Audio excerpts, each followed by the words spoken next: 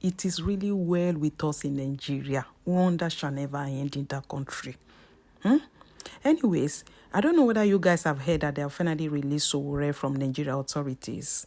I don't know whether you have heard. In fact, I heard the news this morning. I was so happy about his release. Anyways, they say he was arrested at Lagos, Nigeria airport on arrival from the United States of America over the hand-bad governance protest in Nigeria, the one that's happened some months ago. I believe you are very aware of that, okay? Anyway, I'm not really surprised about the news, guys. So I know that in my country, everything is possible. They can do and not do. We know that about Nigerians governments. So when I heard about his release this morning, I was so happy, guys. I can't lie to you. Because this man we are seeing right there, he knew if he came into the country, he was going to get arrested. And he did. He came, he saw, and he conquered. More wins to you, my brother. I'm so proud of you. In fact, you are a legend that we shall never forget your impact in our country. So guys, enjoy the rest of the video and let me know what you think in the comment section. Till I come your way next time, stay good and be good to others. Bye. And of course, where we are currently, with Omoyele Sowere. Let me just, of course, get into the interview straight. Omoyele Sowere, great to be back home, I believe. Yes. Well, I'm back home, but it was because when I left in March and also in May, I did make a promise that I'll be back, that I'm not going anywhere from Nigeria. So it doesn't matter what anybody tries to do, and that is why when I was informed and I got a copy of their memo to the airport that I was declared wanted, it just made me feel very proud that I was once again upgraded by the Nigerian government.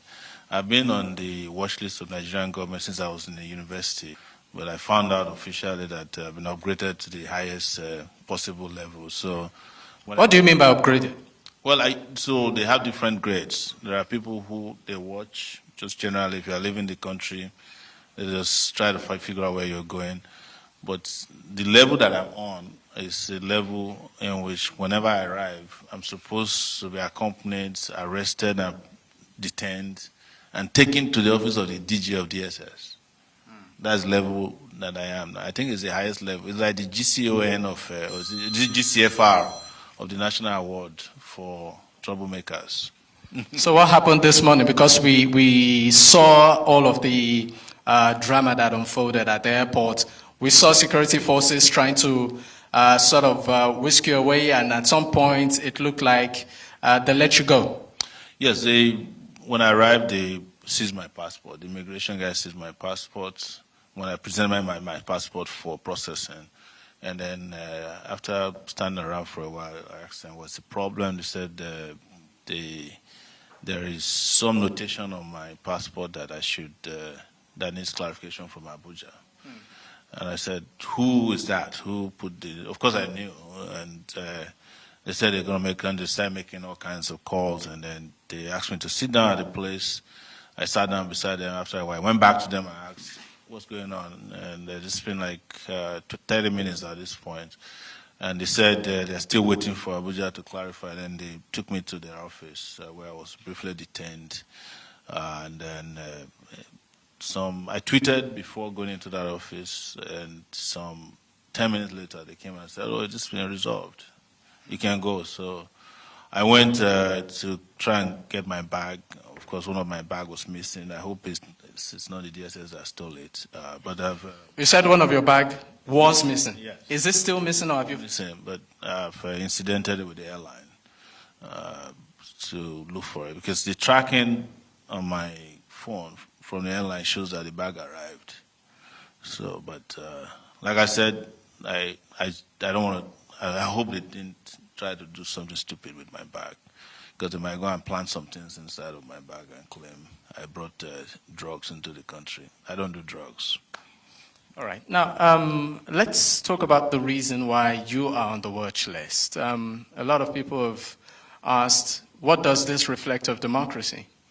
Well, it's a reminder to those of us who fought for democracy that what we fought for has not come to happen in reality.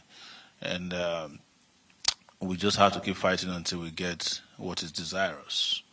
And I don't know, even if the democracy as we know it now, globally, is even desirous anymore, because it's been hijacked everywhere, including from the source. They no longer even do credible elections in the U.S. anymore. It's just crazy. But what is known to us as our own way of interacting and accepting governance is democracy in this country. And that's the basis of our engagement and interaction with governance. So that's what we continue to fight for. But I'm not surprised, but even though I feel sad that in 2024, people are still being hounded, protesters have been arraigned and prosecuted for treason, in which they ridiculously wrote in the charge sheet that they were trying to overthrow the government with placards. And these guys are still in detention. Even when they are granted bail, the judges granted bail, given conditions that they know the protesters cannot meet. And over 2,000 protesters were aware. Some protesters were detained. Call Madam, I read news for. So these are part of the reason we must take our country back. And it's the reason I can never, and I'm saying it, I'm not bragging, I'm not running away from anybody. It is either we get it right, or we all perish. When I mean perish, if we don't do anything about the situation of our country, we are all going to perish. These people are going to just finish everybody. I mean, let's talk about the circumstances which you were picked up. Are you harassed? No, I wasn't harassed. It's difficult to harass me. I'm immune to harassment. So, I'm very calm in the face of provocation. But in fairness to them, there was nothing like that. I'm talking about the immigration people. But you remember that the immigration DG, or this CG of immigration, had said this during the August uprising, that they have some people on watch list. So I think this is our list. She was disgraced today. All right. Now, this freedom that you have now, I mean, is it temporary? I don't care.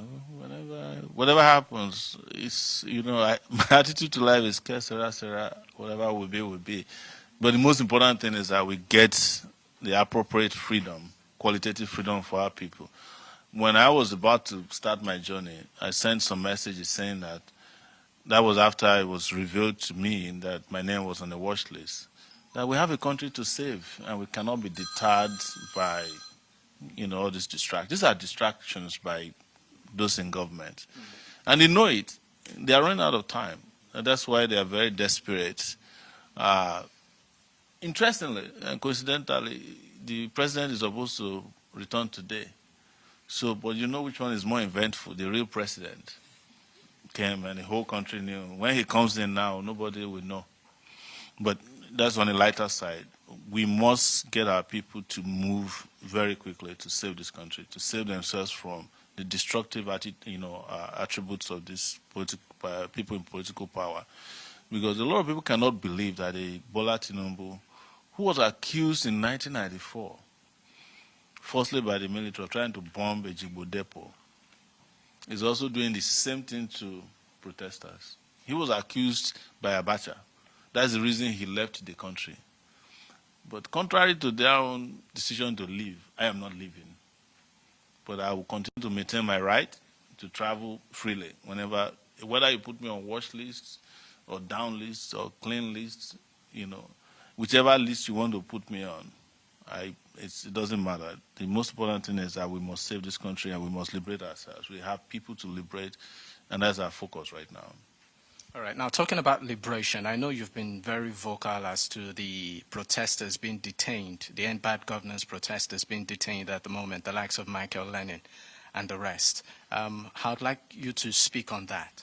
Well, part of what I'll do now that I'm here is to work to ensure that they are released. From Kano to Kaduna, Michael Lenin, and whomever. We found out that a professor at Base University was also abducted by the DSS and has been in detention all this while. So we're going to put a lot of pressure to get everybody free so that we can prepare very quickly for Fearless in October. Yeah, so we will need all the protesters to be back on the street as soon as possible. Yeah, so that's a must. But if you don't get them out, well, they might end up joining them there pretty soon. Let's talk about Fearless in October. What's going down? When it happens, you find out. You remember? Yes.